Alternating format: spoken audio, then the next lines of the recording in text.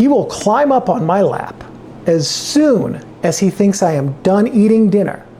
But when I'm like, Steinbeck, climb up on my lap so that your adoring fans can see you, all he does is lie down. So, tonight, we are going to talk about the importance of having a community. And I don't mean signing online and chit-chatting with a bunch of faceless people who are probably using made-up names on Reddit or Imgur or whatever, or the same 10 people using 10 functionally identical usernames across, multiple platforms, or even the same platform sometimes. What we're going to talk about is the importance of having a real life community, okay? And we're also going to have a martini, because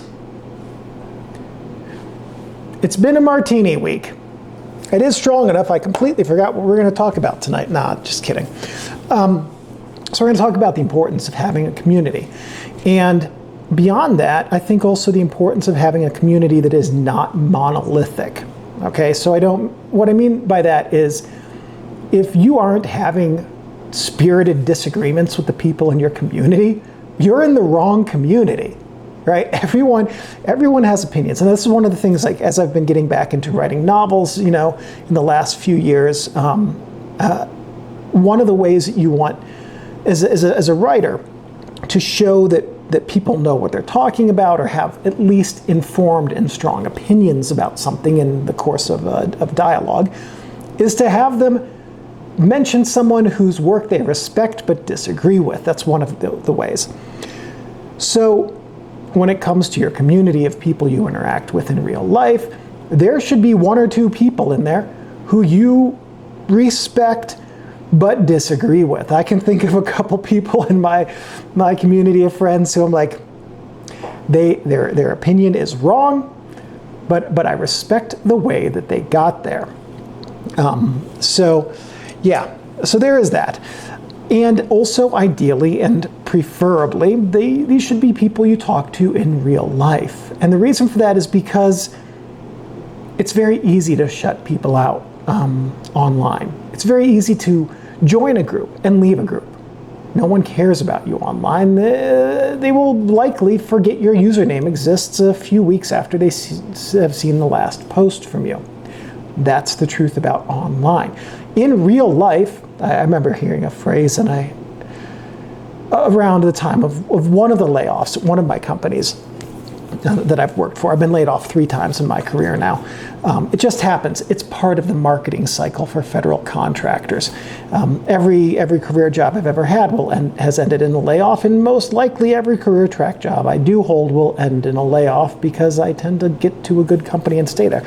Anyway, off track. I remember one of the times I was laid off, somebody was expressing that they were really sad and that they would always remember the people who were laid off, and someone else said something to the effect of, people forget the dead very quickly. And what they were saying was, you will forget the people who were laid off, and that's true. People forget the people who leave their community when it's not a strong community very quickly. When it's a good and strong community, when it's a good network of friends, if you decide to leave it, people will remember you. They will reach out to you. And I know that because I have good networks of friends and good friends who do and have reached out. Sometimes a handful of years after we lost contact, just to see if things had changed, right? That is the way that a good community is. I still have friends in California, Illinois, Maryland, these are places I've lived, gone to school and things like that, who, if I were going into town and I called them up and said, hey, let's get lunch, I'm just driving through town, they would say, assuming that their calendar was free, heck yes. So that's an important thing to have. And I know as adults, if you don't already have that, and most of you, by the way, are either adults, most of the people who watch this channel are either adults or on the doorstep of becoming adults, and it's much harder to develop that community as adults than when you're in college and you're surrounded by people who are like, hey, we don't have anything to do, let's hang out. Now everyone as adults, it's like, I have kids, and now I am at an age where most of the adults I know are like, My kids are at college, I can hang out again. At any rate, you can still make a good community of in-person friends as an adult. And not just at work, not just at church or something. Like, you can go, your camera will make it very, very easy for you to develop a community of people you know in real life. Very easy. So here are a couple ways you could do it. The easiest entry point here is to find a photographic community and join it. And if you like it, keep going. Okay, we've hit that in this series before. What about other ways? Before I started my current job, I was trying to lose my winter coat so that any of my work clothes would fit again. I was not successful in this. And so one of the things I did was I was going down to Denver and I was walking around the city 15 to 17 miles a day, 3 to 5 days a week, which is great for getting steps in and burning calories. But when you get really hungry and you're like, I'm on my 4th chorizo burrito today, that's probably not great for losing the winter coat. So at any rate, most of the times that I went down there, people would stop and ask about my camera. I had one guy who stopped and asked me to take his photo, and I was like thinking so much about something else at the time that I was very perplexed by his question. If I had it to do over again, I'd be like, yeah, man, let me take your photo and give me your email. Well, I'll send it to you. I should have.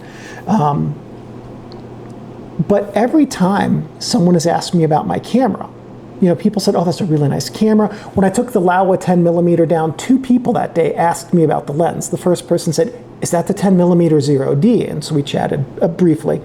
And then the second person asked me what lens it was because he'd never seen one that looked like it or was the same color. And we got to chatting.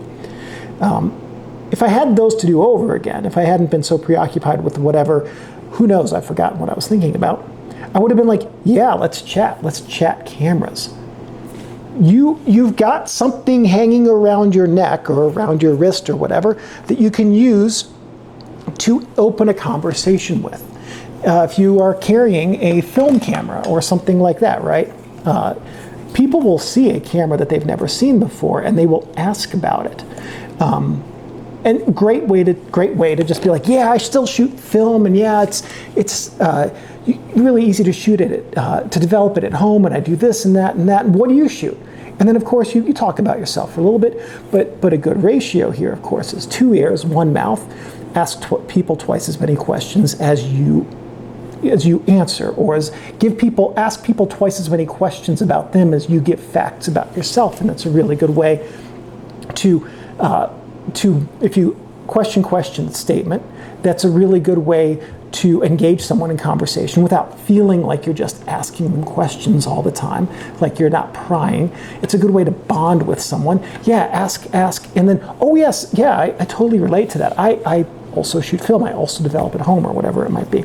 So, and from that, what you can then do is start engaging with people, and over time, you will find that you run into strangers who are just as interested in having a sense of community as you are. That's what builds communities. You don't have to find something that pre-exists and join it. You can find a handful of people who you've never met before and become friends and just get together and build your own friend group. Exactly like for many of us when we were in high school and college. That's how we built the friend groups back then. And so it is important to have this. The thing I've been beating around the bush about this whole video, it is important to have this in-person friend group because they will give you a check on reality. Okay? Knowing people in person and engaging with them in person is the only real antidote to sitting at home on your phone doom scrolling. Because when you talk to other people, they will have a different perspective and they will share it with you. And it will open your eyes to a different way of thinking about the world. And in coming to understand a different way of thinking about the world, you will inevitably be less afraid of it. There are plenty of reasons to be afraid in the world right now.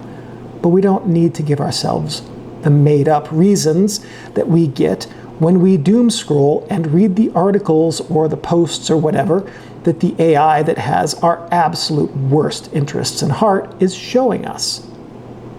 AI and what it shows you on your phone, they are not your friends. People you meet in real life, people you can engage with, and who you can talk to and have a meal with, they can be your real friends because they will be invested in you and you in them. That's the importance of having a community. It gives you a check on the reality that AI is trying to, or the internet, or the news, or whatever source you use. There is a reality that they are trying to sell you. Your friends aren't going to try and sell, your community is not going to try to sell you something. They're going to sit down and engage with you and debate with you about perceptions. That's valuable. And that's the value in that. And with that, thank you everybody for watching. I hope that you made something more interesting than this. I will come back, so I do, by the way, have a very good variation on this. I have the recipe on my computer. I call it the improved lemon drop. I'll either do that or a chocolate martini or an espresso martini, something that is interesting for our next video. Have a good week, and I will talk to you guys soon. Take care. Okay, so a martini is, I'm going to get some flack for this, but I'm right. It's the most boring cocktail. It really is. It's so incredibly overrated. It's gin and vermouth. It's equal parts.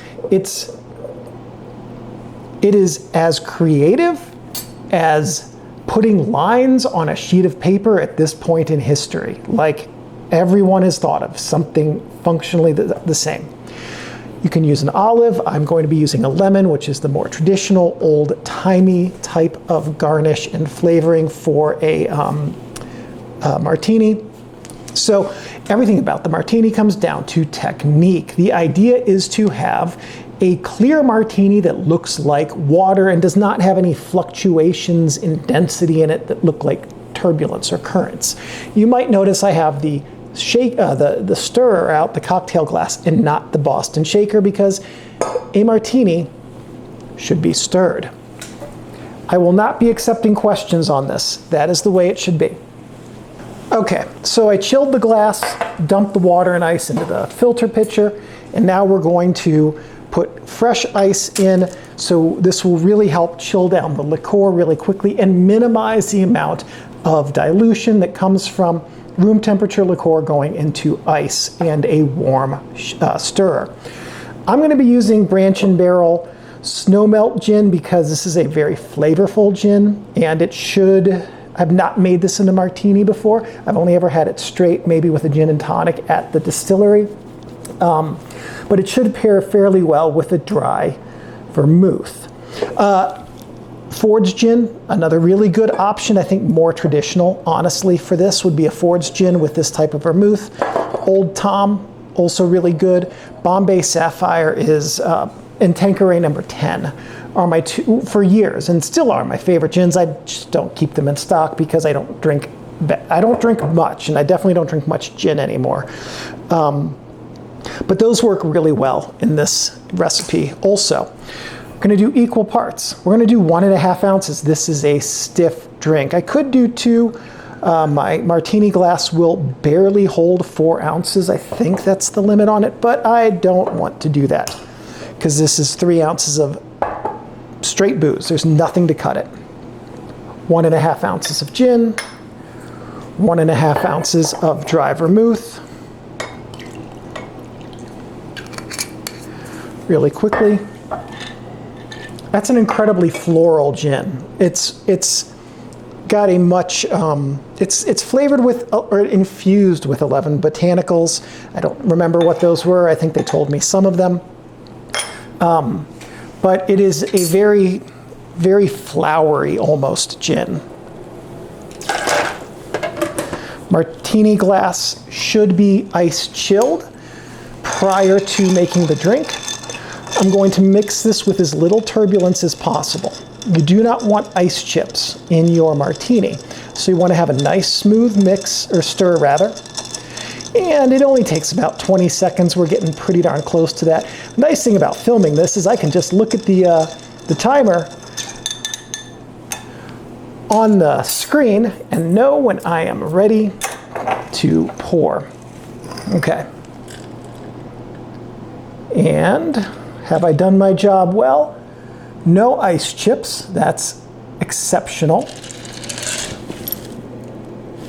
No turbulence. It looks just like water. I'm going to grab a lemon. I'm going to try to make a nice long peel. Just went to the grocery store today to pick these up, figuring that you know, might be a good fresh lemon, and it looks like it is, because that peeled very nicely. This is way more lemon than I would normally use, but I'm going to try something new here. Come on. There we go. Okay. And I'm going to try to express lemon.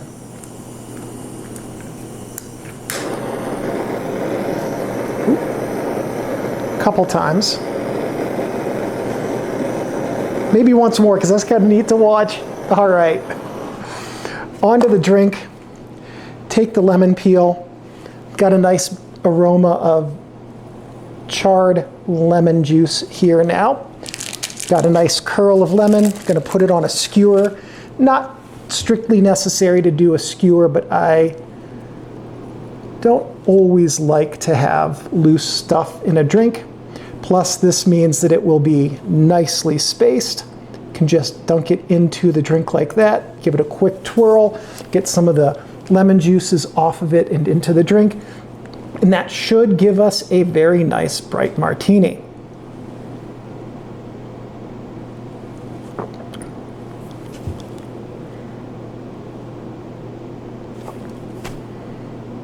It's a martini. It remains the single most uninteresting cocktail ever invented.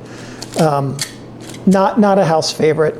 I only make these because I get to show off a little bit of technique, because it is one that I am fairly decent at making. But if you've had one made this way, you've pretty much had them all. Like vermouth, yes, okay, martini purists will argue, and they are correct in this, that different vermouths and different gins will mix in different ways to make very complex flavors, and I'm sure that if I had a more refined palate, I could completely agree with them. I do not have a more refined palate. So to me, this is just kind of a one-note thing that's like got a hint of gin flavor and some sweetness from the vermouth, even though that's a dry vermouth.